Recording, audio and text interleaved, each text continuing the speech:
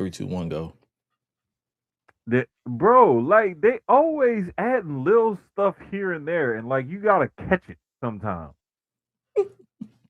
It's like you be looking at stuff. You go, I don't know. Oh, did you see that? Did you catch that little tidbit that they gave us? Like what the No. hell? Oh, well. Yeah, bro. It'd be funny, but I just be like, okay, there's something new. Learn something new every day. But nah, man. I went ahead and brought out the energy drink because I ain't getting a chance to take a nap. Man, I want to make sure my like you said before we went live. I want to make sure all my faculties are in order because Yeah. I will doze off while I'm talking. I am a master of doing that. I will legitimately doze off while I'm talking. Now that I can't do.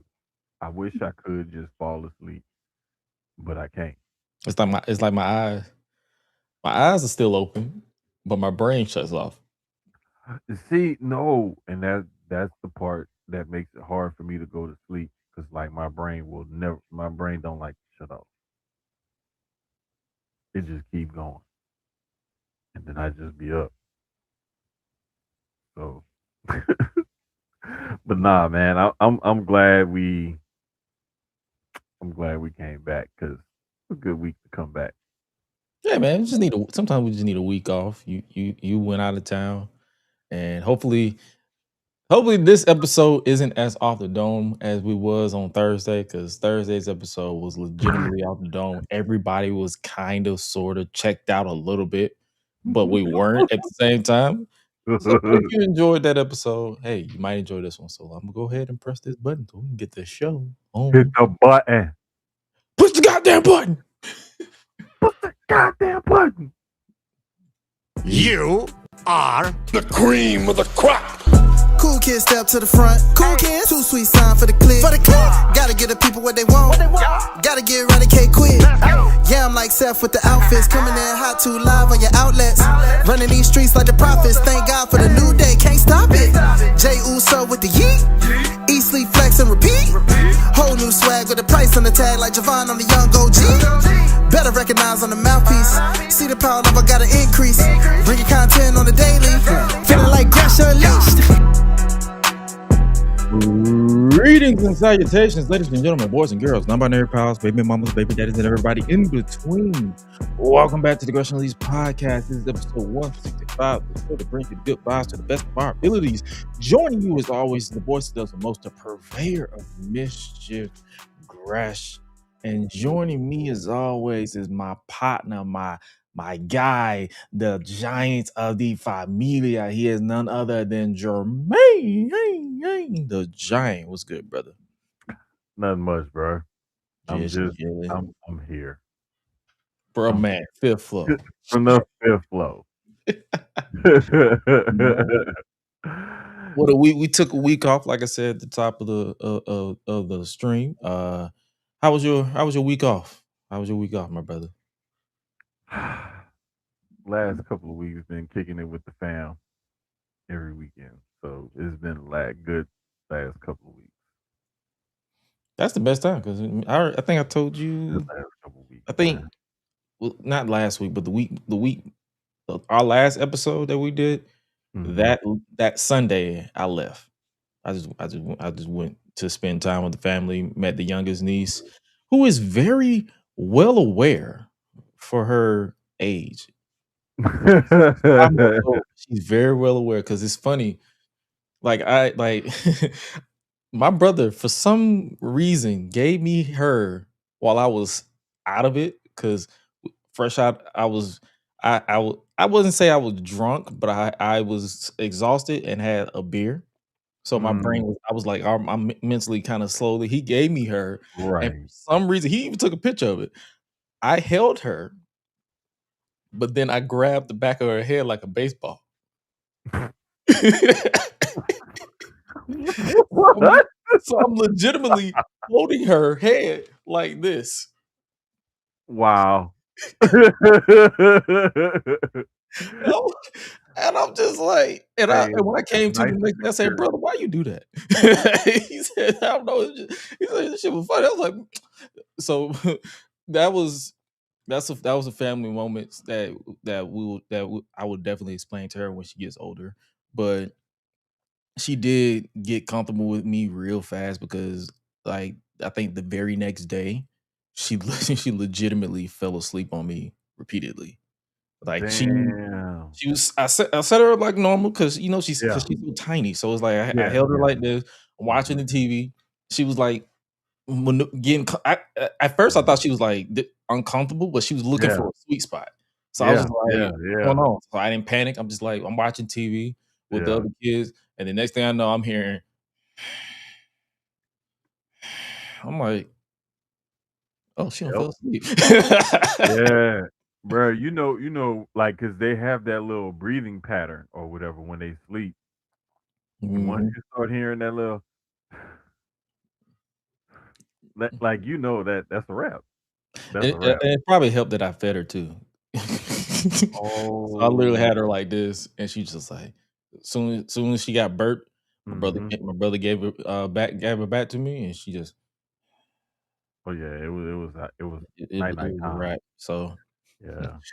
I because I actually held my one of my baby cousins, and, it was funny because at first she didn't wanna really go to nobody or nothing, and then we started playing around and she started laughing, and it was all good. But, like, one of our other cousins, she went with her and she, like, stayed with and her, fell asleep on her and everything. oh, Like, that's what's so up. it was dope. It was dope, yeah. And, like, well, like, they had the party, it was outside at my uncle's spot because he has a little bit of land, Mhm. and, we pull up, and I didn't realize he was having an impromptu, basically like a car show as well. So it was like a bunch of Corvettes and other older cars and a couple of trucks and stuff like custom, all nice and like, okay, well, we have an anniversary party and we having a car show. Let's That'd be go. the best time when it's just like vibes, because that's literally what I do every time I go out. Like we don't have any plans. I just show up and be like, "Hey, what you want to do?" Like my brother Mhm. legitimately, I said, "Hey man, I'll be honest with you. It's whatever you want to do, but if I'm like as long as I'm just spending time with y'all, I don't really care. Like we can literally just sit in the Right. house, watch TV all day, or sit in the house play games. Like the last time I was there, we literally played. Remember those blocks that you build and you had to pull one in the middle and keep. Jenga. Yeah, we played that. Literally, just me and my brother on the kitchen counter after cooking dinner. We just played that. I think I'm Heck like yeah. 4-2 with him because he kept losing. So Hey man, when you get down to like after the first like few turns, it starts to get tricky like almost immediately. Because eventually you can't like just pull the easy blocks and like get an easy turn. You got to start doing something difficult. So it gets pretty tricky pretty quickly. pretty tricky, pretty quickly. But yeah, but hey, for those of you who tune in, that was a nice little tangent for us to kick off the show. For those of you who are tuning in to the wrestling part, hey, welcome back. I brought the mic up again because for some reason I was hearing a little high, high in here ringing a little bit. You probably didn't hear it, but I heard it because hey, this is No, my I day job. didn't. That's what I was getting ready to say. Like This is my day job. I hear everything. I ain't hear shit. I'm like, that's what I'm saying. A lot of people, and this is funny. Whenever I explain to my brother what I'm doing or my family in general, I'd be like, "Hey, Hmm. you know the noises that you think you don't hear? I hear everything.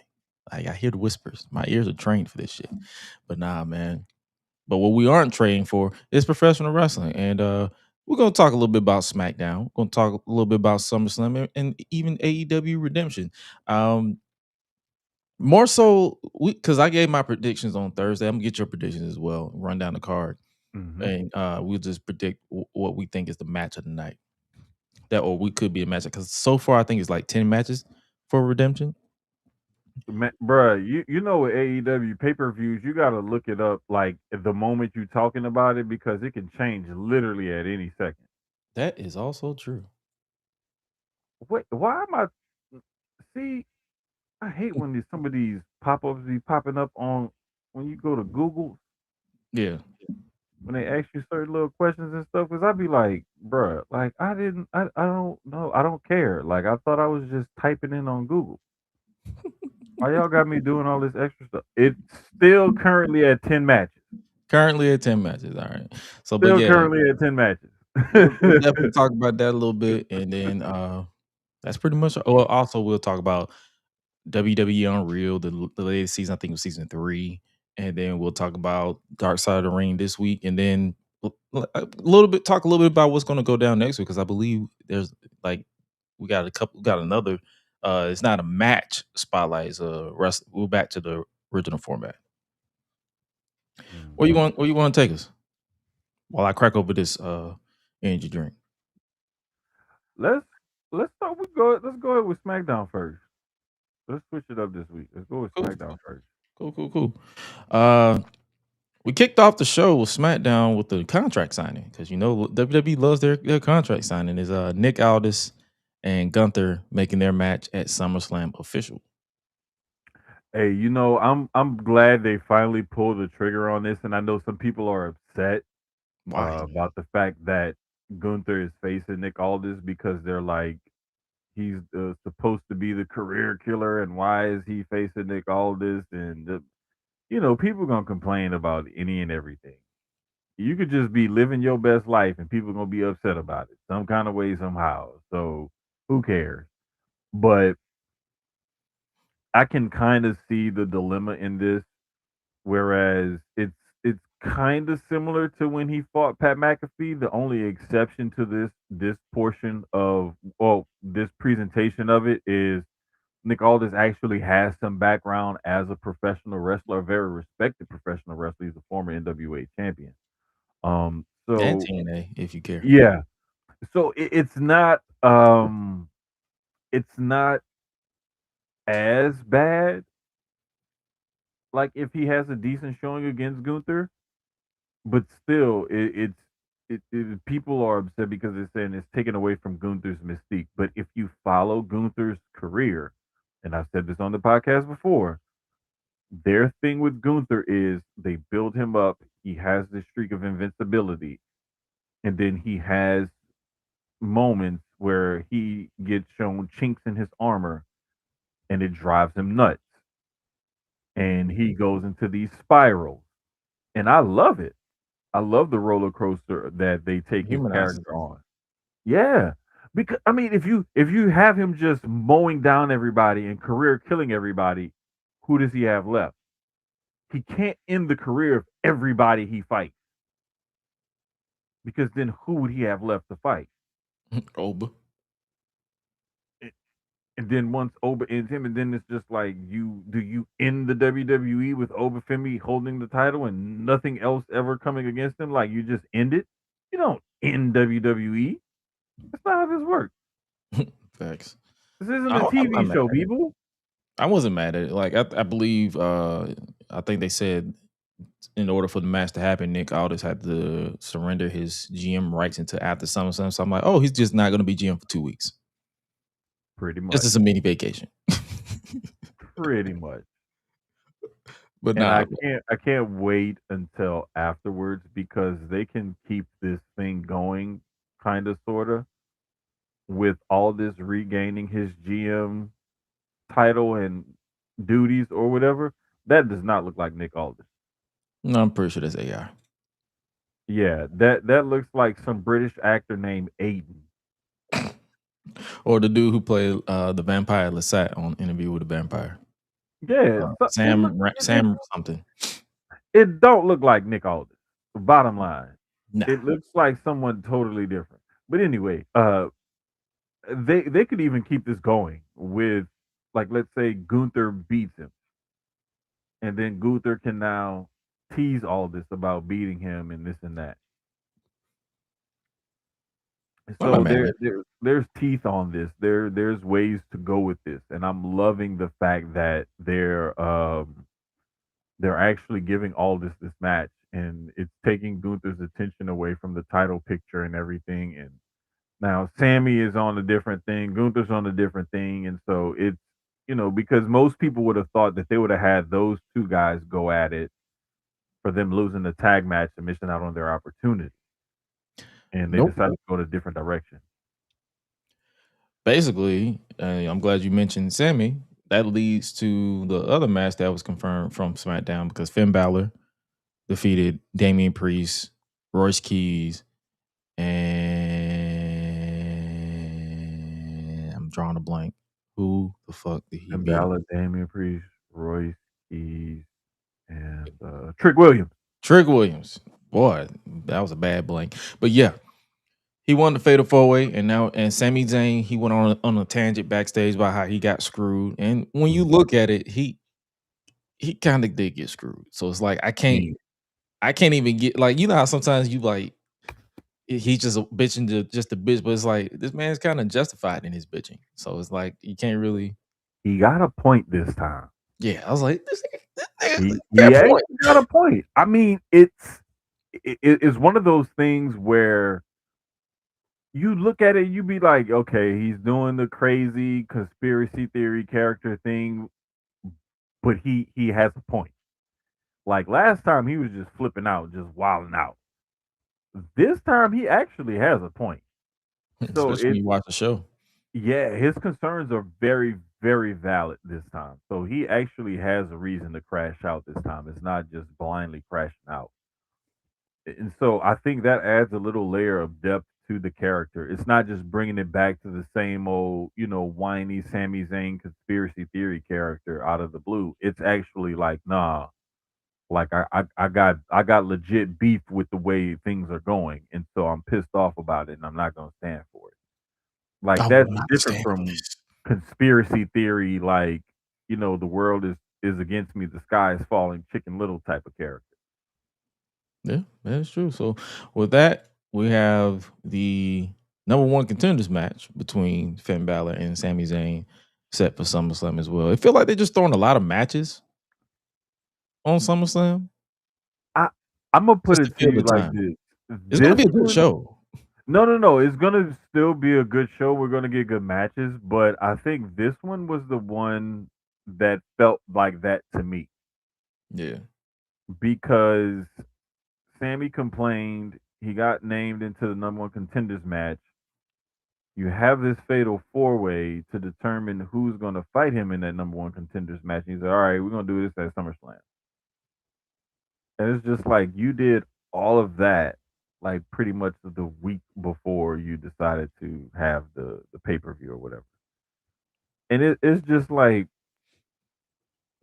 I thought a number one contenders match would, on a big time pay per view would have a little bit more build than this. But hey, They did because the last one I remember that they did on a pay per view, and it's probably because I was watching WWE Vault the other day, was hmm Stone Cold versus The Undertaker from Backlash 2002.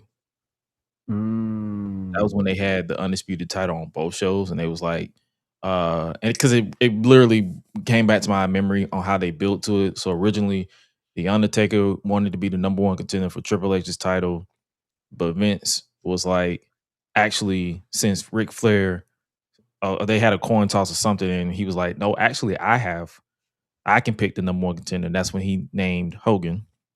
hmm So Stone Cold and Undertaker on Raw was like, okay, so we'll fight at the pay per view for the number one contendership for Judgment Day with Ric Flair as the special guest referee. mm. So that's. But the reason why I brought that up is because that they gave that one a little bit more story than this. So it's like if you're gonna just do a number one contender match, at least have a little bit more depth. But then again, I feel like a lot of moments during this SummerSlam build has not lived up to that type of hype. And I think what I've noticed in the past with certain WWE pay per views, right, is that they may not always have the build that people want, but then you get a good pay per view out of it. Oh, it happens all the time. Yeah, so a lot of the times I don't even be worried about like why the build isn't what people want it to be or whatever, and I just focus on, hey, look, we got a good pay-per-view out of it. Yeah. Because if you try to focus on too much of the minutia, you'll drive yourself crazy. Oh, for sure. That's the reason why I look for jokes. And if I, because you know me, if I can't get a joke off, I'm not finna say, "Oh, that sucked." I'm just gonna be like, "Well, that happened." Mm-hmm. That's all you're gonna get out of me. Like, you're not gonna get a complaint out of me anymore. I'm at that point now. Like, you're not gonna get a complaint. You're not gonna get no bitch in the morning. I'm like, well, that happened, and I get on this show and talk about it, why that sucked, and then I move on. I don't ponder on it, because if you ponder on it too much, you become random user on Twitter that bitches about the same thing in different fonts. Thank you. And I'm not trying to go there because I I still do enjoy professional wrestling. It is still a bit of an escape for me, and so I do like to try to consume the product to still enjoy it. Not about to sit up here and hate watch it and torture myself like some of y'all like to do. So Hmm. it I don't is get what it. it is. Speaking of it is what it is, the Bellas are back together. Nikki Bella returned on SmackDown to fend off Fatal Influence, and that led us to the 6-woman tag match for SummerSlam. The Bellas and Paige versus Fatal Influence, and I'm just like, I'm pretty sure this is where somebody turns on somebody yeah. and sides with fatal influence.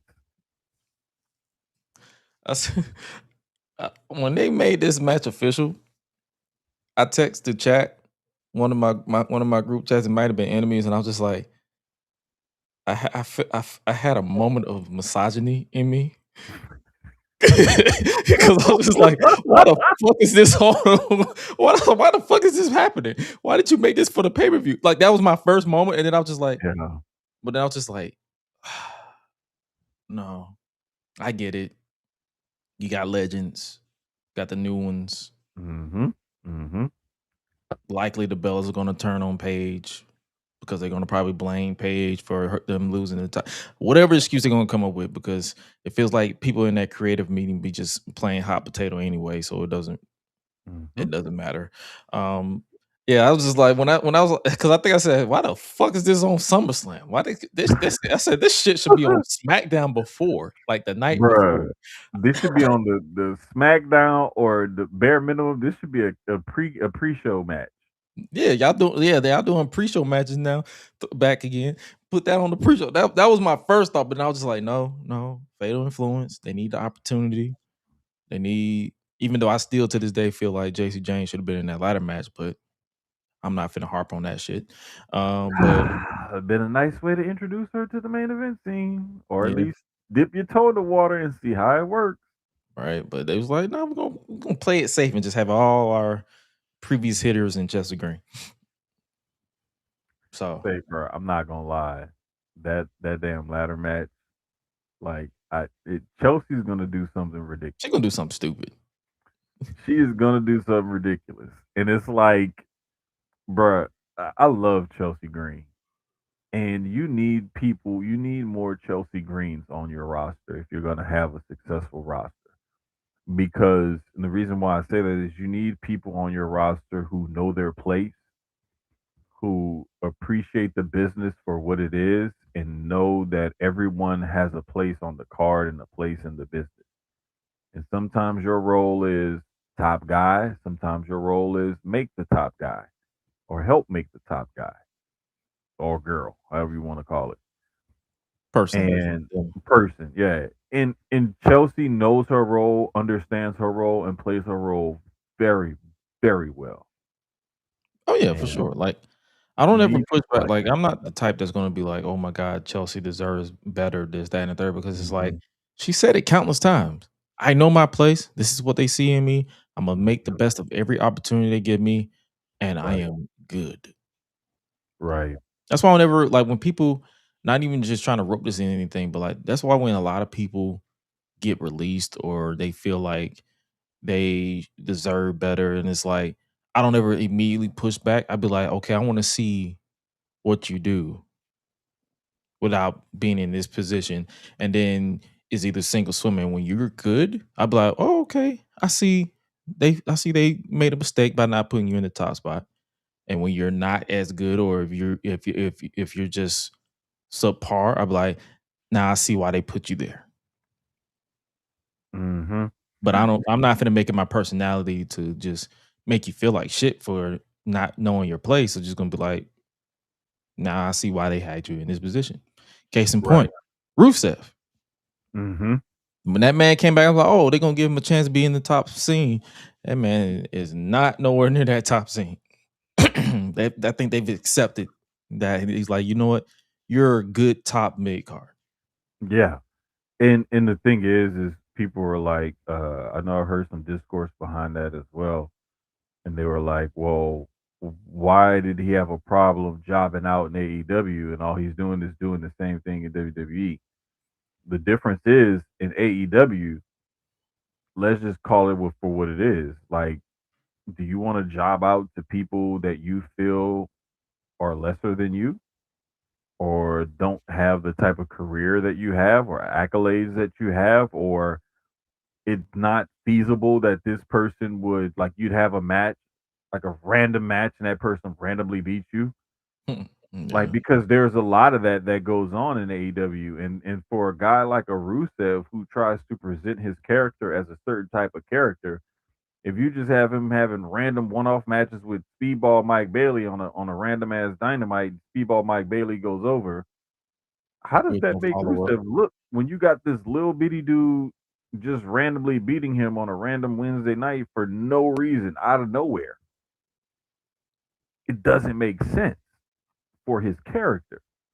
Right. Now, if you have him jobbing out to somebody like Chad Gable or something like that, Mm-hmm. that's somebody that, yeah, he's a smaller dude, but I mean, that's Chad Gable. Like, he's got some skin on the wall. He's got some momentum. He's got something going for himself right now. They're trying to build him into this direction for this character in this redemption arc. You're basically saying I understand what you're saying. You're basically saying, why would I lose to someone who isn't really being built up after Luke beating me, as Hmm. opposed to someone who already has momentum with the people gaining respect for him with the Grande Americano and the masking and the mask versus mask, and then he eventually wins the Intercontinental Championship. So that basically means he's here. He instead of so basically it's like, okay, he beat me, and now he has the one thing that I want, Right. as opposed to him beating me, and then there's no reason for me to get my get back. Like, he has no momentum, no motion, and then the victory over me didn't catapult him towards anything either. It's Right. like twofold. It's like there's nothing on the front end, there's nothing on the back end of it. Where at least with this, there's something on the front and the back end of it. And so there's some meaning and some, you know, substance behind everything that's going on. It's not just, all right, we're gonna do this and he gonna win and that's gonna be it. Right. Oh, Like, okay. what next? I see that pushback. I see that pushback. So yeah, shout out to Chelsea Green. The ladder match is official. I think we got one more spot for the six woman interim women's championship ladder match. Charlotte beat Nia Jax. I got a problem. Here's my problem. Why did they make Jade and Charlotte look dumb as hell for 2 weeks in a row? Because if I hate you and I have opposition with you, wouldn't I do everything within my power to keep you away from a Thank championship? you. I would have hit Naya Twice. and had her go over and keep you out of it. That's what I'm saying. I'm like, you're DQing them to get them into the match. Right. It the way they tried to explain it away in Charlotte's backstage interview on SmackDown was,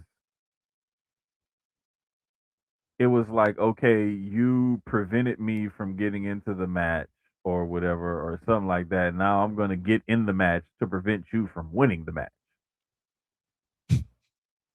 And it's like y'all could have did that with somebody else besides Nia Jax.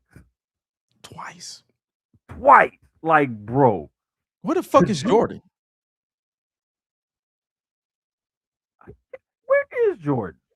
This was like genuinely, where the fuck is Jordan? She couldn't be in neither one of these spots. Well, wait. She was at the airport and met a little cute police dog who has an actual card.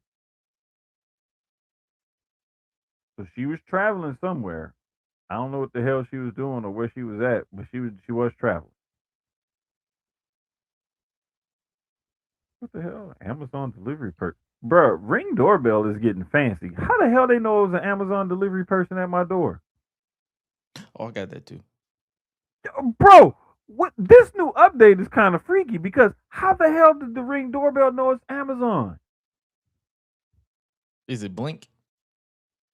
No, bro, it's Ring. And it says Ring? motion at front door. An Amazon delivery person is walking on the pathway. They have Amazon has stock in Ring and Blink. So they pretty much it's like their AI will know if it's Amazon. Okay, got you. Okay. Cool. But back to this. I need y'all to figure this shit out. Because listen, like we could have used like somebody else to make this look so foolish. Because I think next week we got Julia and Lash Legend in the final qualifying match. Ooh.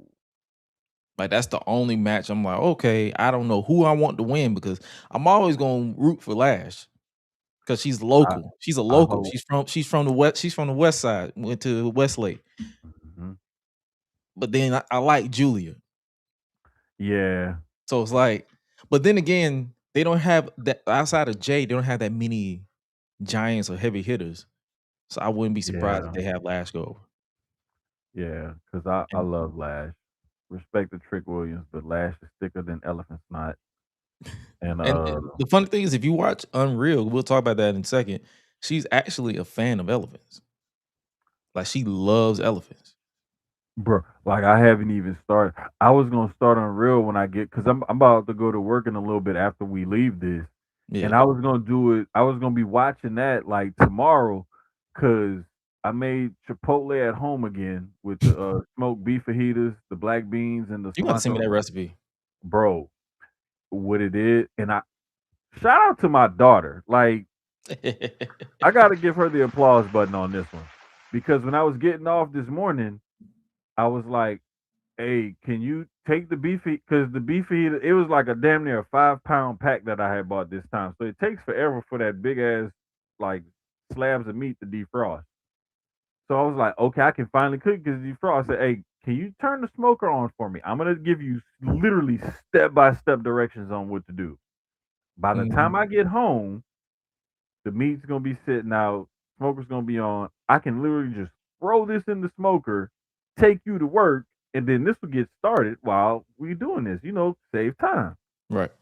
She got it started for me, and I was like, "God damn it! You know what? You're all right. You back to number one."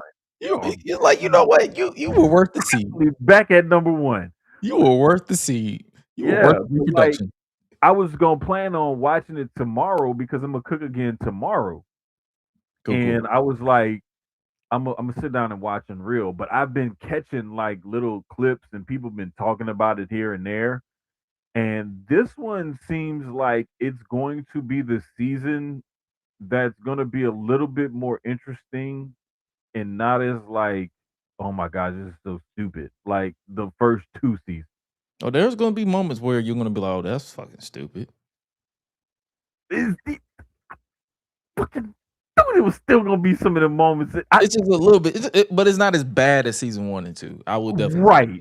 It's definitely. I knew there was gonna be stuff like that, but I figured it just seems to me, and you tell me since you've seen a few episodes already, is it as bad or is it better than the first 2? Compared to the first 2 seasons, it's definitely leaning towards the better, but I would definitely say there are still some moments where you're like, well, that's fucking dumb. And it's mainly because of the creative meetings. That's the only time where I'm like, well, that's dumb. Yeah, and see, that's where I'm like, mm, is it and I understand why they do the show, and I keep telling people like y'all always want this type of stuff to happen. This is what you get. And especially like in sports media and in media in general and just in our entertainment and stuff. People complain about the way they're shown things and the entertainment options that they have and the way things are presented, news, what have you. And it's all of our fault because the more you watch it and feed into it, the more they're going to produce stuff like this. And so if you want to change the way things are presented to you, change the way you consume things. Duh. Facts.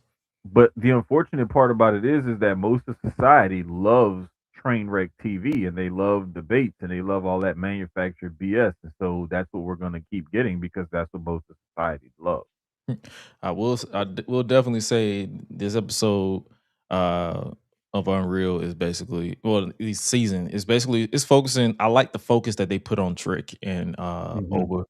And I like the fact that they basically was like, because they started up the season talking about John Cena's retirement tour, but that Mhm. was just like 2 episodes, and then the rest of it was like, hey, now that John Cena is gone, we got to build to the future, and that's where it's like we Mm. got to call people up, Oba, Trick. I think was it one more person, or I think those are the only 2 people that they mainly focused on, and they was talking about how Oba with him open, like him being a sponge, like they was giving him high praise, Mhm. high, like they was going out of their way to like, yo, this man is the next big thing, like A- legit. And the thing is you can tell because of the way that like they give him a little something and he knocks it out of the park every time. That's what they were And saying. it's almost as and I swear I have not watched it yet. Not one episode. Haven't even seen clips of them talking about Oba yet. You can just see it. Yeah, I didn't know that they were, that they were doing this, but you can see like how they give him something and he kills it. And then they're like, okay, let's try something else. And he kills that too. And it's like every milestone, every marker, every obstacle, whatever it is that they set in front of him, he knocks it out the way. Like just totally blows him away. And the same thing with Trick. And the thing that I see with Trick is they put him out there and they see like, oh wow, like wait, he has this great reaction. Well, let's see if we They can say better than that. Paul Heyman legitimately says, and I quote, he's gonna be a fucking monster. about Oba or Trick. Trick. Yeah, but this is the He thing. said that to triple. He said that to the right people. He said this. He said, "Yo, it's perfect. Like, this is gonna be a breakout year. This dude's gonna be a fucking monster." I was like, This "Yeah, is the thing. I think once they put him there and they saw like, wait a minute, we dipped our toe in the water and like he decided to just jump in and start backstroking. mm-hmm." Like it is almost like they were like, okay, we're gonna put you in the pool and see how you do. And then he just started like, ah, look at He's like, me, look "Bruh." at me, look at me. Like, you know, and whereas with Oba, it was like, all right, Oba, we're gonna put you in. And then he's like, nah, I got this. I can do this. Like, okay, Oba, try this. Like, all right, watch this. But with Trick, it was like Trick was like, nah, I'm ready for this. And it's just, bro, it's just dope to see, man. Like to see those 2 guys just take off the way they're taking off and to see them like the way they just progress and keep showing you like, yeah, this is the moment, we're ready for it and we're here to take over and we're not going to back down, we're not going to clam up or anything like that. And I just love seeing them flourish. Oh yeah. So yeah, that was our tidbit. I'm not gonna do. I'm gonna let Jermaine see it, and we'll probably talk about it more in depth next week. But definitely, this season of Unreal was definitely worth. I feel like it was definitely a good listen. And then I'm gonna be honest with you. I just thought about what you said about people complaining about like the nature of Unreal. It's like, what do you guys expect? Like it's Netflix. They want the behind the scenes scoop. They're gonna do that. Like it's 2026. This whole kayfabe shit or keeping shit on the wraps or not trying to see the match, you can just not watch, bro. At this point, it's like we're 3 seasons in, and I'm pretty sure they're not done. I'm pretty sure they're gonna be like 4, 5, 6, 7, 8. They probably gonna do seasons every year because people are talking about it, people are reacting to it, people are discussing it. It is what it is, man. You will be all right. Mm-hmm. Yeah, and the thing is, bro, like people are gonna complain regardless. Mm-hmm. They're not gonna be happy, so might as well just do what you do, live your life. Live your life like it's golden. Speaking of gold, back to SmackDown. We had a confrontation between CM Punk and Cody Rhodes ahead of their championship match at SummerSlam. And I'm be honest with you, this segment was I was not really invested in this segment. I don't know why. And I knew people were gonna say that. It's just I And, was like, I'm not complaining. It wasn't a bad segment. I'm just like, Mhm. y'all ain't and, saying and much. and I knew people were gonna say that. And the thing is the way I feel about it, they're starting to get to some of the nitty gritty and the emotion of the like, because when they have a big match, you have certain points in the build where there's the why are we fighting and this and that, and that's normally towards the beginning. And then there's normally like the build, like the emotion of the match or whatever, like where you hit that turning point where it's like this is why these two guys are fighting, and this is like the crux of uh this battle or this confrontation or what have you. Mm-hmm. And I think that they got to that, but it didn't hit as hard and drive it home as much as like the Roman with Punk in the build to Mania where he says, I hate you. Mm-hmm. And I hate you more than I hate them or da, da, da, da. And it's like you got that raw emotion out of him. Roman got a lot of hate in his heart. Oh yeah. That brother needs therapy. He needs to sit. He needs to go pray. Where is that site? Where's that therapist that they have for Daniel Bryan and Kane? Dr. Shelby. They need Dr. Shelby. Roman needs to sit on Dr. Shelby's couch. That's what Roman needs, Dr. Shelby. And maybe he will stop gaslighting and being so abusive to his family and stuff too. Because I think Roman needs therapy. And I think if he had therapy, I think he would be a much more peaceful tribal chief. He'd be a much more benevolent ruler. But nah, man, like I feel like I don't know, maybe it didn't hit home and grasp where they wanted to go with this, but knowing Punk and knowing Cody, they're gonna tell a great story with the match itself. Oh, for sure.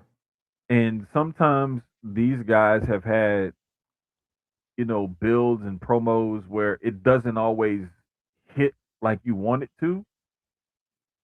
And I know people can say that, well, Punk he's so good on the mic and it's Cody this and blah blah blah. Like I know Cody has his moments where he's not as convincing or believable or whatever, like some people will say, but the dude is intelligent. He knows pro wrestling, he knows what to do and how to do it.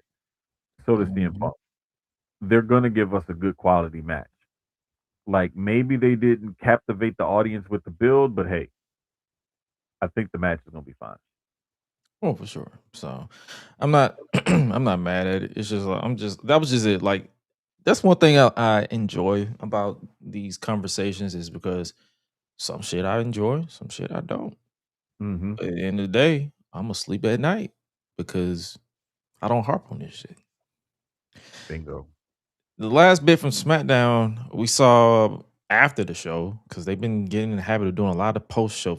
I guess because they like, yeah, we no longer got 3 hours, so we're gonna cut the time or any advanced segment, just save it for social media. Baron Corbin attacked Trick Williams, and now we have the United States Championship match between the Dyad and the Anointed One at SummerSlam.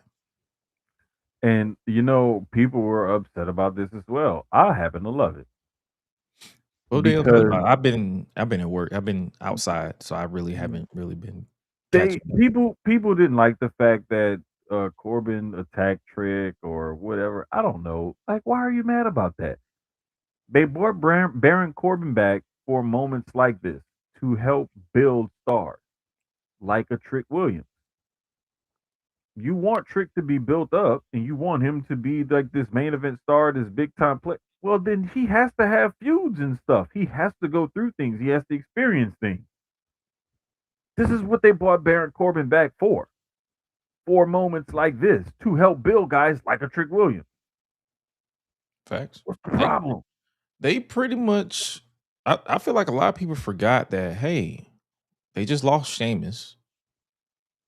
They need a guy to put the next guy that they want over. Here's Baron Corbin. Bingo. And then, well, I'm glad you mentioned pushback. I'm seeing people are mad at Carmelo Hayes is not involved in this match. But I'm just like, you do know if Carmelo is involved, he's taking the pin, right? Exactly. And see, and then y'all gonna complain about that. Thank you. Because then it's gonna be, well, how come Trick had to beat Melo? How come Melo didn't win? Like, do you want Trick to be a star or not? Because you can't have Trick be a star and Melo be a star and have them go against each other right now at this very juncture at SummerSlam.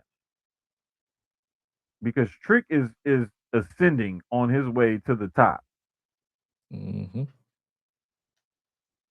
Do you want Melo to be a stepping stone for Trick? That's how they see him. I mean, I would rather have Baron Corbin be a stepping stone. Because this guy actually is like a former champion, a former King of the Ring winner. Oh, yeah. You know? Yeah. It's so funny that I remember yet forget his entire WWE run. It's crazy. Bruh, like, I think people don't realize, like, that dude he has skins on the wall. Like, he retired Kurt Angle. Y'all forget that shit. I think I did that one on purpose.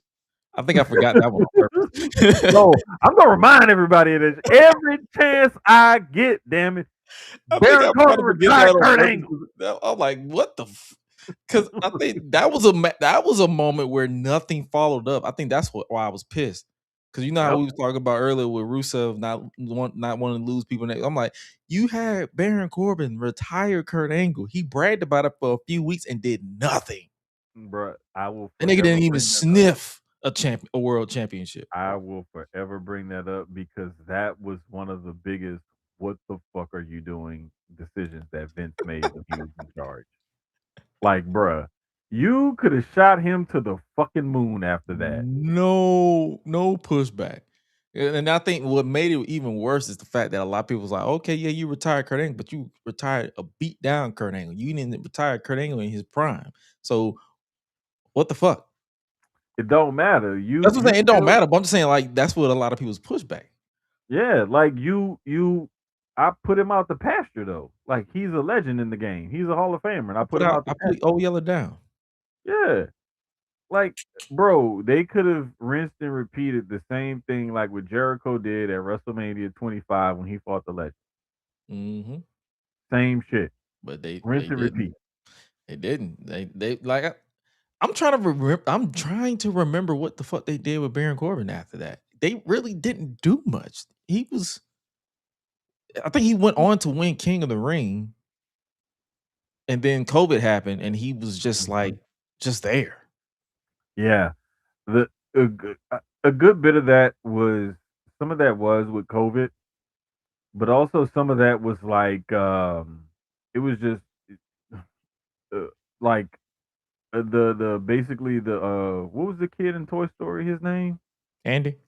And yeah, it was like Andy. Like, I don't want to play with you anymore. There was a whole lot of that going on. And so I'll chalk it up more to I don't want to play with you anymore than anything else. Right. Because it was like, okay, we got this cool little moment or whatever out of it. All right, ADD squirrel. It's like you on to something else. Facts. So it happens. But no, man, getting back to it, like I I think that Corbin is the type of guy, and the way they're having him attack Trick and whatnot, and even if they go at it on the mic and they keep this going for a little bit, like Trick needs to go through some stuff like this, like especially with a guy Corbin's size, who is a little bit bigger than Paul, if necessary. He's a bigger guy, and so having Trick work against a bigger guy and having to like work from underneath or whatever, like that's going to show that he can have different type of matches with different type of wrestlers. He doesn't have to just go against one particular type of wrestler. He can go against somebody who's going to pull something different out of him and show a different uh portion of his character, whether it's on the mic and or in the ring. And you need those kind of opponents to build you as a star to be able to handle what, you know, at the end of that golden rainbow at the top of the card. And it's a process. And this is one of those steps in the process that they're taking him through that's going to benefit him in the long run. That is true. Like I have nothing to add to that because that is a true statement because it's all about the building game, the waiting game, just to see what they do. Because like I said, I'm at that point now where I'm like, okay, I'm trying to see what y'all gonna go with this, and if Mhm. it fucking sucks, I will tell you. Big fact. I am a master of doing that. I have 2 podcasts to do that on Thursdays and Saturdays. Best believe if it sucks, them jokes gonna fly at your favorite's expense. Goddamn right.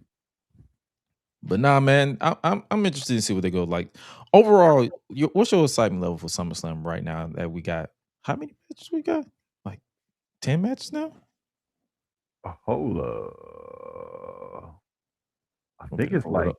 6 or 7 at Finna this pull it up point. now. We have a total No, of it's like 7 or 8. 12. What? Yeah, we have 12 matches.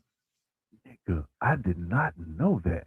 We got Liv, Io, Oba, Brock, Roman, Seth, Penta, Chad, Punk, Cody, the 6-man tag between the Bloodline and the anti-Bloodline niggas. We got the Fatal 5-way ladder match. We got Gunther Aldis, Danhausen, Dominic Mysterio for the $100,000 that Danhausen stole from the Judgment Day. Sami Zayn versus Finn Balor. The Bella Twins versus and Paige versus Fatal Influence and Trick and Baron.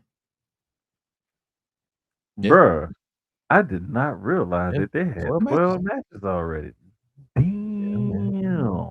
That's crazy. So yeah, that's what I'm saying. It don't feel like it because it feel like a lot of the build has been all over the place, but at the same time, it hasn't. Weird to explain.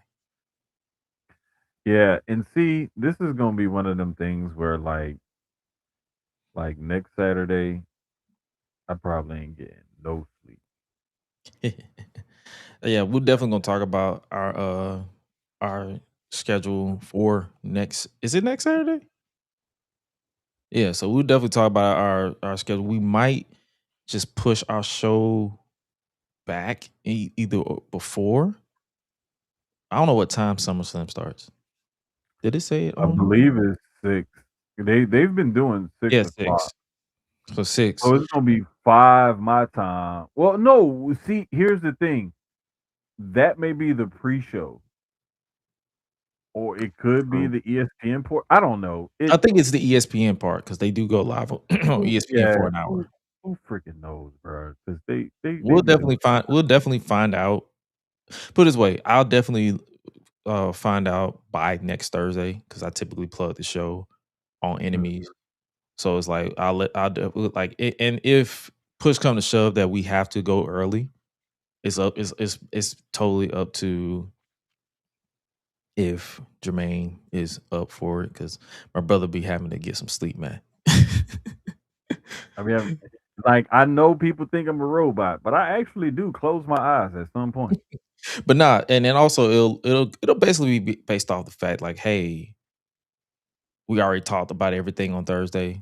We'll be like, hey, we could just do a post show or we can just bring you on for a post show and work that out. Like if you got thoughts, stuff like that. Because We'll yeah, figure something out. we'll figure it out. Like that's the beauty behind us being affiliated with me being affiliated with two podcasts. Is like, hey, if the time crosses up, we'll just Mhm. flip it and Yep. go with the punches with that. But yeah, Exactly. that was definitely our thoughts on SmackDown, SummerSlam, and Unreal all at the same time. Mhm. We killed 3 birds with 1 stone within Bingo. that's how we do it over here. Last, I guess we can switch gears and talk about Dark Side of the Ring. Samoa Joe versus Necro Butcher. I'm not gonna lie to you. I did not know this match ever happened because I did not watch the independent wrestling until I think 2014, 2015. The last, I think, if you count the original Ring of Honor, I think that was the last. That was, I guess you could say, is close to independent wrestling that I watched. And I'm talking Mm. about the era of Adam Cole, the American Wolves when they split, Kevin Steen, El Generico. That was the era of Ring of Honor that I watched before, because I was on. It was around 2011 that I went on like, hey, I need to watch anything other than WWE because I was just so bored with it. Mhm. So Notice how that time where you got bored with WWE and you started picking up on ROH mhm. also coincided when TNA went to the toilet. Yeah, when you think about it, yeah. Yeah. Now that you say that, yeah, that makes sense. Yeah, because that was around when Jeff Hardy did the Victory Road shit, I'm and then just saying. everything just went downhill, and I'm like, I'm I can just Sting can saying. only do so much to keeping me here. That was one of the things that we'll talk about it later. I'll make a note for it for later. But matter of fact, let me text it to you before, so I that got way I can remember. I But got you. yeah, like it was one of those things where I I heard about it, or like it was Mhm, a thing. Like, hey man, did you like it was a thing or whatever? And I think I heard about it like a few years. The first time I heard about it was like some years after it happened.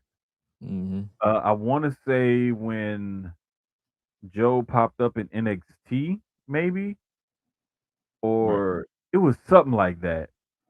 It was something like, or there was buzz about Joe potentially going to NXT, or it was something like that. And that's when I first heard about it because I started diving into more of, well, wait, who is this Samoa Joe? And like, wait, he fought CM Punk and stuff. Like, oh, okay, like, oh, Samoa Joe. Oh, okay, that dude. Oh, wait, yeah, that match. And it was like, damn. I think I was But introduced to Samoa Joe around the time they was kind of like playing in his face in TNA. I mm, did not see the prime.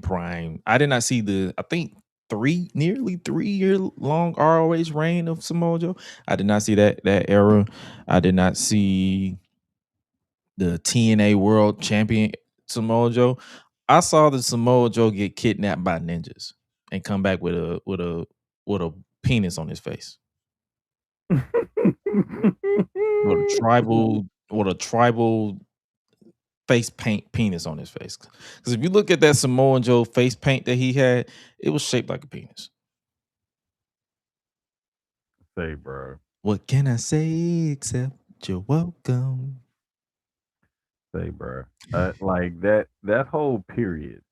And the reason why, the thing that made me remember that is because I remember going back and watching some TNA stuff and talking to y'all about it.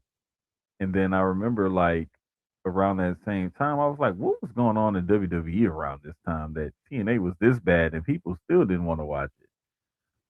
And then I watched WWE and I was like, oh, so wrestling was just terrible Yeah, back then.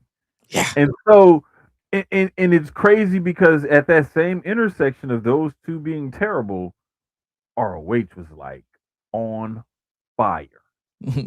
Yeah, and then the only time you could really watch it was if you was up at like 2 or 3 o'clock in the morning, and you just so happened to watch it on TV.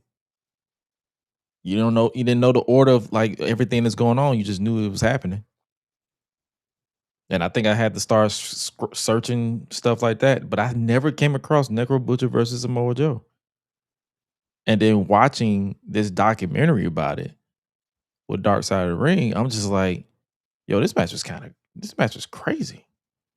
Yeah, and the thing about it is yeah, Necro was all busted up and bloodied and stuff like that, but it was the fact that it was the king of the death matches at the time versus the guy who's like widely recognized as like the best pro wrestler at the time or one of the best pro wrestlers at the time. And so you had these two totally contrasting styles by the two guys who were like the two apexes of those two styles. And those two styles never really meshed or crossed paths very much back then, especially not at the top like that. And so Facts. for them to be at the top of their respective like genres of the business and to go against each other, it was a pretty big thing. And And it's also interesting that I like this episode. It was like, yo, we didn't have social media back then. We had the message boards. And you had people on the boards. It's like, yo, yeah, Necro Butcher should not be nowhere near professional wrestling. This is a disgrace. I was like, oh, so y'all was bitchless back then too. Got it. mhm, Bitchless was a generational thing. All right, cool. I'm gonna definitely break that generational curse because fuck yeah, you. yeah, bro, it was ridiculous because when you look back at the message board period of time, you're like, this was basically social media before social media. Mhm. Back then, you had to log in, create an account, get Mhm, approved. Now mhm. you can just sign in and just put your email in, and there you go. You're on social media, and you can just There you say go. Yep. one more. You can say one wrong thing and word it properly, and you trending. It's easy to trend. Just say something sucks, and the right person quote tweets it, and then boom, you're trending. You have like 5 followers, and all of Bro, them are your burners. like and another thing too, that period of time was so niche still, even though it Mhm, was like around the prevalency of social media and the internet like gaining more traction. mhm. It the business and stuff was still very niche at that point because even though you had more access, not a lot of people knew about it, like you said, and people discovered it. It was almost like this match became like one of those cult classic movies, Yep. like one of those movies that became wildly popular years after it was released. That's what this match was for the wrestling business to me. I think when we're done here, I'm gonna actually watch the full match because I watched this documentary, but I did Mhm. not have the time to like see the match, so I'm gonna look for it. And I think they Bruh. actually just sold out because I think Vice or the people in Dark Side of the Ring they actually released a a VHS. They actually sold a VHS What, of the of this documentary, but also the full match. And then I think it was like $40 just for the tape, but if you want it signed, it's like $100. bruh? That is And they sold crazy out. I think they sold out within a day. because that match has some serious lore to it when it comes to like and especially independent wrestling fans. Like that match is special to indie wrestling fans. The funny thing about it, them selling out of VHS, I'm just like, a lot of these niggas don't even know what a VHS are. No, and It pisses me off. it's more of a collector's item to the most of the people who probably bought it. True. It's not actually I going to mean, be if I used. would have bought it, I would have actually been able to watch it because I actually have a VHS downstairs. I Yo, still have a VHS. I have a dual kit. So basically a VHS and a VHS and a DVD. I have a DVD player in one of these closets somewhere. Man, was it VHS? This is a limited edition. Yep, it's a VHS. Yeah. So I shout out to people who still respect and sell VHSs, even though we can't even.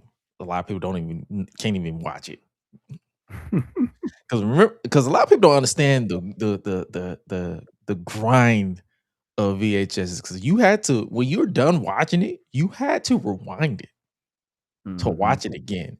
And then don't let your VHS glitch and eat up your tape, because then you're fucked. You remember. See, you had you. I remember. I got PTSD from it too, brother. Like I think it was like I forgot what happened to my one of my tapes. I think either my cousin stepped on it and cracked it, where the actual film was exposed, and we tried to watch it, bruh. That VHS fucked it up to the point where it started like whoever was in it, it was just like ink, ink, ink, ink, ink. So whoever they was literally doing this for like 5 minutes. Like, yeah, those are the days. VHSs, don't let your CD or your DVD get like a scratch on it. It's glitching. Oh man. So There's nothing more embarrassing than riding down the street and you bumping your music on your CD player in your car. You hit a pot. That part, no, it like the CD is scratched. Mm-hmm. And like, gang. Everybody hears it go. Or remember when you were riding down the street and you hit a pothole and the whole CD skips? Man, it's like, yeah, you like cruising down the street, suck a DMC. You're like, wait, I skipped a whole. You skipped a whole 3 songs. You hit 3 songs. Like, wait a minute, we went from Boys in the Hood to real motherfucking G's. Like, what the hell happened? I didn't even press the button. Just like I just lost focus on my camera. But like I noticed, I was like, I don't know, maybe something happened. Who knows? Yeah, it happens every time I move too fast, it loses focus. Like, and see, that's why I be trying to like not move and be still and stuff, because at one point the light was coming through this window behind me. And so it was like this. I had like this weird aura looking thing on one side of my head. So if I moved, it would. Lighting and video, and we notice this kind of stuff. Y'all probably be like, "Oh, it looked fine to me." Looked fine to me. But nah, man, this match, I like Dark Side of the Ring focus on. Is this like the second time they even focused on an actual match, or the first? This may be the first one that I can recall. Okay. Because it's always been like a person. Gotcha. They've had situations like well, no, because they covered Bruiser Brody. They didn't just cover his death. The Jeff Jarrett one was the first time I remember. It wasn't specifically about Jeff Jarrett. It was like Jeff Jarrett and the rise and fall of TNA or whatever. Mm-hmm. So it was like a situation, but it was kind of like about him. I'm scrolling through like the episodes because this is like season 7. I think this was actually the first time it was an actual match, because everything else was like a person or a situation. Well, you can count. Well, they actually covered Mankind versus The Undertaker. Okay. So this is technically, I think this is the second like actual match. Okay. This is the second actual match. Everything else was, or I guess you can count Brawl for All, but that was like more of a tournament than that was like an event. Yeah, it wasn't a match; it was an event. So yeah. This was the second time. The first one was the Hell in a Cell. This is the second time being Joe versus Necro Butcher, and then Joe, bro, he has a presence about him, a way with words where you're just like, this man makes you feel everything he talks about. So once he retires, he should really step into voiceover acting. Bro, he's already been doing like actual acting and stuff. Yeah, I think voiceover is gonna be a natural progression for him. That's what I mean, because like he has I'm like, brother, you You have a way with words where I'm just like, yo, I will believe everything you say. You gonna kill me? I believe you. And that's also, I didn't realize the Joe is gonna kill you chant. That's Mhm. kind of where that got started Yeah. Mm. from the message boards about them trying to book this match. Yep. And then it's funny how he was like his wife or his girlfriend at the time. He's like, I literally took this match because I was just trying to get some ass. And Hey, I was like, yo, this is the realest shit this nigga's ever said real in my shit. life. Real shit. Like, brother, Real that shit. is like, listen, I'm in production. We travel a lot. If I had a girlfriend or a wife or whatever across the city lines, and I'd be like, "Hey, babe, I'm gonna be in your side of town. I gotta go kick this nigga ass real quick, and then I'm gonna slide your way because I don't need to get a hotel, or you can just stay at the hotel while because the company gonna give me a hotel anyway, so you can just slide that way, and then once I'm Mhm. done, woo, woo, woo, woo. So basically, finna whoop ass and spread ass later. Mhm. That's some real shit. Say, man, I love that part, bro. Like that was like one of them real nigga moments. He was Yeah. like, you know what, real shit, Like, real you know shit. what? You was a real Samoa nigga. You was a real Samoa nigga. I Real respect you. I respect you, love just it. I love it, man. I but personally nah, love I actually enjoyed this episode. I feel like they should do more matches. What match you feel like if they do a season 8 or however many seasons they give them, what other match you feel like should get this type of like it. spotlight? I'm gonna stay off the beaten path, and I'll say that Masato Tanaka Mike Austin match in ECW. Which one? Because they had a lot of them where they almost killed each other. Like they can just go over that whole rivalry if they want Yeah. to. I'm trying to think of what else. Um, I actually did a retrospective on Mike Awesome versus what's his name? Spike Dudley, Lil Runt. mm, And oh, that's I was good. like, I think I said a lot of stuff in that one where I was just like, yo, this is like one of the greatest or most underrated David versus Goliath matches or rivalries that should get a bigger spotlight. And I think that one did a good number from I think it did like 3 years ago. Mhm. So Yeah, definitely, I would definitely do something like that, like anything involving Mike. Also, I give him like highlight that shit, even though he's not here to give his point of view on any of the matches. But I feel like mhm. definitely some matches that is out of the limelight that a lot of Yeah, people don't talk about. because like I don't want to be like give the obvious answers like TLC 2 at WrestleMania 17 or like WrestleMania 3 Savage and Steamboat, or like I don't want to do that. Like let's look at something off the beaten path that may shine a light on something that people haven't already like talked about enough ad nauseum. Right. Like let's bring some highlights to some things like that, and I think that's going to be a better use of something like this Dark Side of the Ring platform. Facts. But yeah, that's our pretty much our brief thoughts. I enjoyed the overall perspective of it, but like I said before in the past, if you're looking for like a deep dive, we tried to do that in the earlier stages of Gresh Unleashed.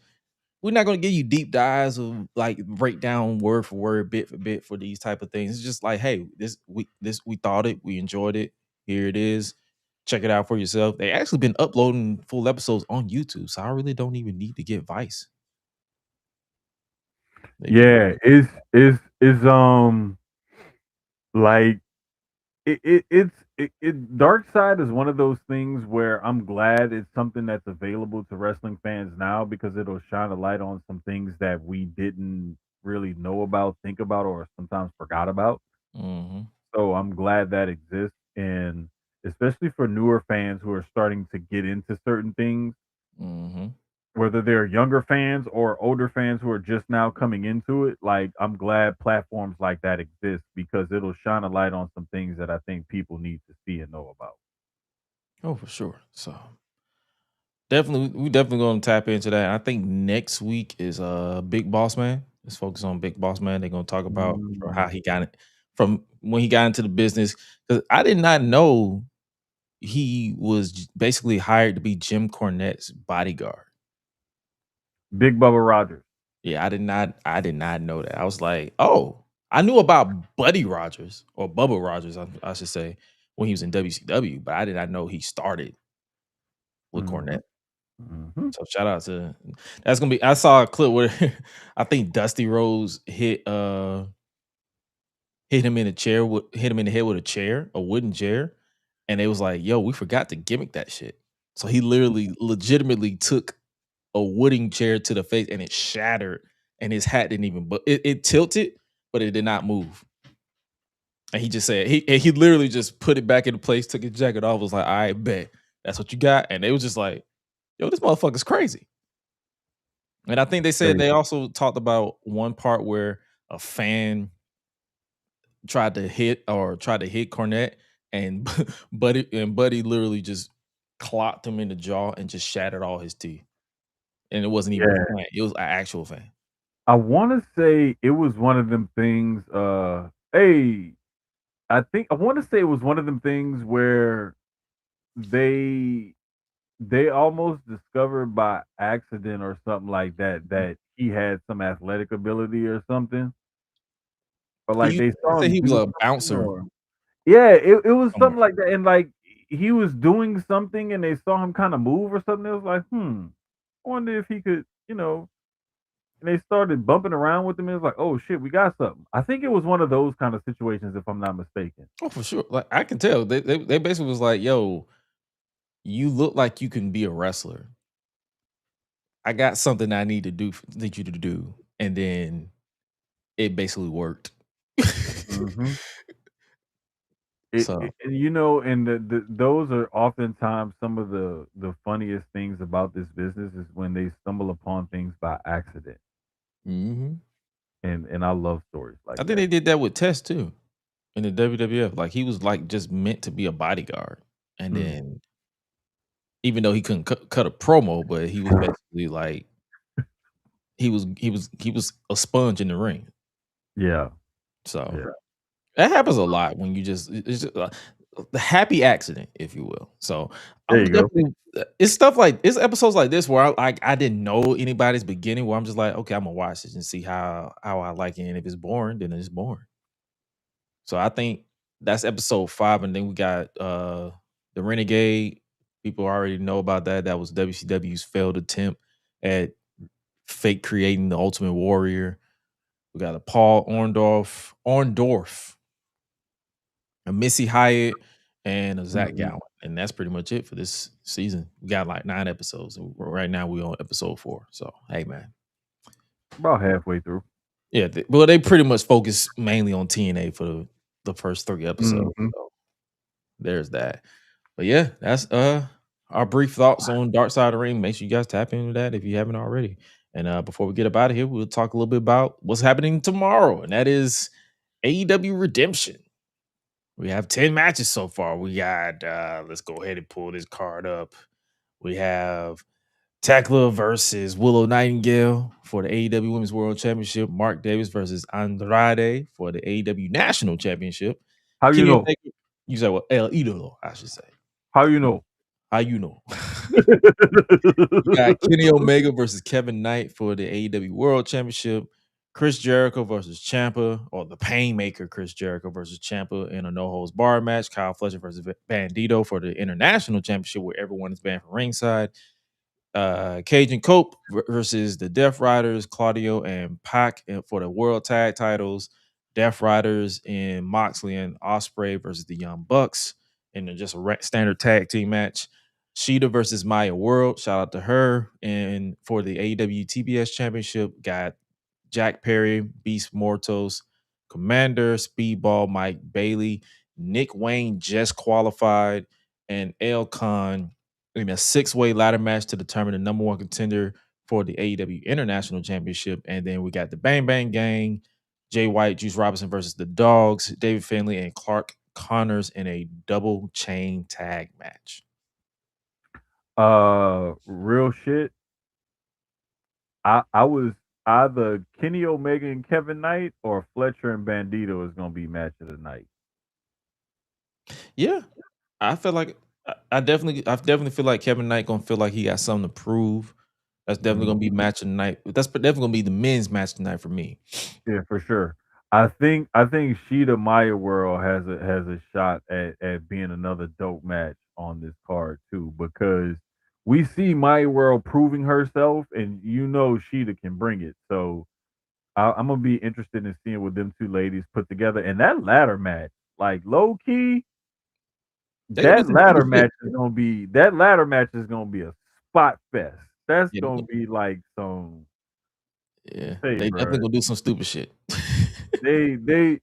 Bruh, I can already tell it's gonna be at least 3 moments where I'm gonna be like, oh shit. Like it's gonna be at least 3 oh shit, like legit oh shit, almost like not like oh shit. It's gonna be 3 like Yeah, that's it's gonna be AEW at on least pay per 3 view of 'em. for you. Like even though like I think I said it on Thursday, like this build for this pay per view has been as basically to me felt like, hey, oh shit, we got a pay per view. Let's go ahead and put some Hey, matches on the hurry up card. and But book then as somebody I've get them sat with matches together. these matches, I'm just like outside of the Jericho and Ciampa match, not 9 out of 10 ain't bad. Bruh, I'm not trying to watch an old nigga versus a nigga that look old. Exactly. Like that's like Again. it's like watching two variants of each other. Like you got Jericho with long hair, and then you got versus Jericho with a beard with no hair, like bald versus like it's just you got old nigga versus young old nigga. You got old nigga versus old looking nigga. like what the fuck? Like remember when Ciampa had that grandpa hair in NXT when he was still down there for no Bruh. reason, and he just And grew then it his was hair out for like no fucking reason. It's like, brother, say that shit. he had like a George Jefferson with like this stuff up in the front right He had here. he had It a was cul-de-sac like with a with a grass patch in the middle. That shit was crazy. I was just like, brother, this was the one time I was just like, brother, embrace the bald, embrace the fucking bald because that Hey, is not bruh. it. Like go back to the back, just past Gorilla and hang a left right before you get to catering. There's hair and makeup. Shave that shit. I'm gonna need you to go pay them a visit and get tightened up, nigga. Get tightened up before you step through the goddamn curtain. God damn it. But So, nah, man. Like I think this is gonna be another one of those pay-per-views, like how we talked about, where a pay-per-view kind of sneaks up on us and we're not really like thinking about it, talking about it, or expecting anything out of it. And then we watching, like, you know what, that was a pretty goddamn good pay-per-view. yeah, for sure. Um, the Willow Tekla match, I think the Sheeta My World match is going to be better because I'm not sure what to expect out of Willow and Tekla. And if Willow is all the way back right and she's knocked all of the ring rust off, we could have a really good match. But sometimes I don't know, Tekla's matches, they can get a little weird to me. Mhm. Um because she's such an oddball and a thrown off type of character. Like if you can't pick up on that vibe and go with what she's going with and kind of play off of that, the match can kind of get weird or She's clunky. basically a fine ass Corella Deville. Bro, like she's a throwed off in a psycho Yeah. a fine ass Cruella Deville. Yes. Yeah. Like and I think Willow can play off of that with her, bubbly personality. I think the polar opposites, I think can make some magic, but I'm just not quite sure about it till I see it in the ring. So I'm kind of I have a good feeling for it, but also it's like that match can go either way to me. For sure. Like, do you expect some surprise debuts? Because we know we got a couple free agents from the WWE side. And they literally just became free agents like a couple Thursday. of days ago. Okay, so it was Thursday. Okay, I couldn't remember. I knew it was sometime this week. I just couldn't remember what day. I wouldn't be surprised if it happened, but also I would love for them to hold off on it until they get to London, if they can. I say hold off on until you get some plan. Don't just pop people up just to pop them up. Right, and that's my thing. Have a course of action. Don't just do it to get the pop. Because I'm still pissed off that they debuted Bryan Danielson and Adam Cole on the same fucking show within minutes of each other. Like that still bothers me. They still haven't topped that either because that was, I'm not gonna lie to you, that was a not a body experience. It really was. It was just like y'all could have had both of these hit much harder and taken advantage of it. Like it's cool the way it happened, but like, hey, in retrospect, you could have did more. right. But it's like, okay, whatever. We'll live with it.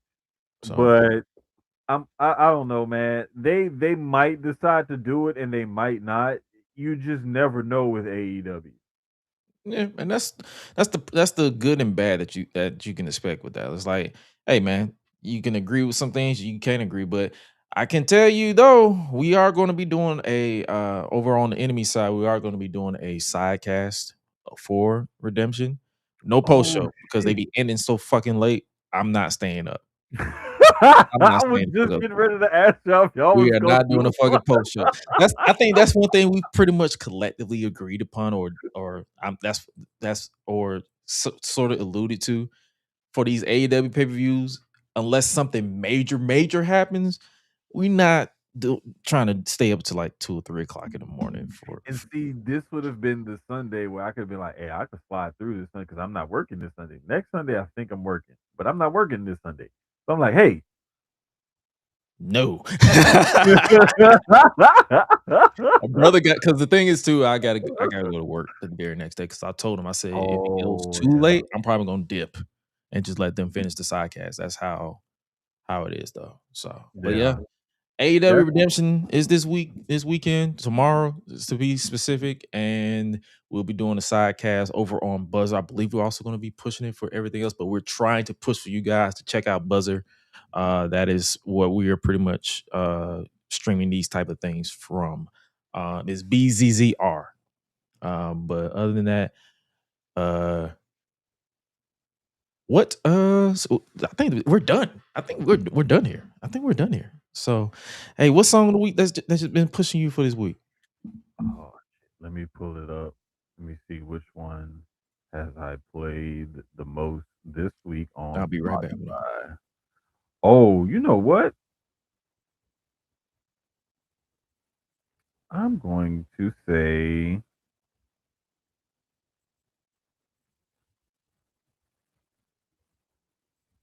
yeah, cause see, I like this is always my problem when it comes to song of the week, y'all. Like I'll have like playlists. I don't actually have a song. I'll have like a playlist of the week most times. And so I have to go to the list of songs that I've been listening to and pick one.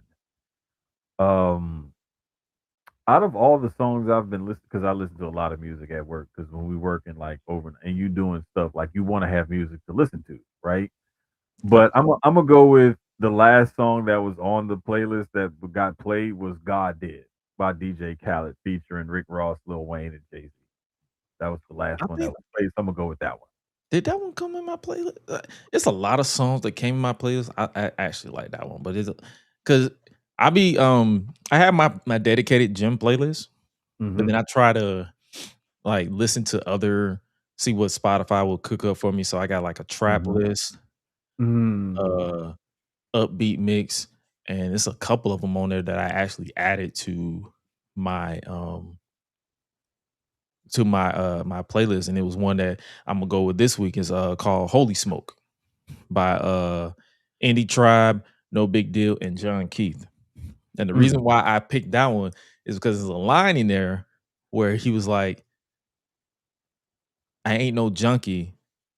No, he said, there's no junkie in my DNA, but I got the juice. And I was like, that makes that describes me because it's like I got the juice because when you in the gym, you be like, yo, I got the juice, but I'm not a junkie. I don't Yeah. no needle, none of that bullshit. I got the juice. And I'm like, Yeah. yo, this is it. Like you got the mana in your soul. But yeah, nah, I think that's gonna be my song of the week for this week. So I definitely got that one. Shout out to Jay in the chat. The Earth song by Michael Jackson has been heavy in my rotation. Yo, shout out with Marks with Mikes. They've been cooking on their side of the town. Oh yeah. So yo, make sure you guys tap in with them. But hey, man, what a week! What a week! This is a nice way to wrap up the weekend. This episode is brought to you by Shenanigans because we them niggas with And shenanigans. Tomfoolery. Like we out here cooking. But yeah, man. Make sure you guys tap in, subscribe by scanning that QR code if you are watching in video format. If you're not, www.GreshUnleashed.com. You got anything else coming up? Like I know you've been pretty much focused on us. You got anything coming up?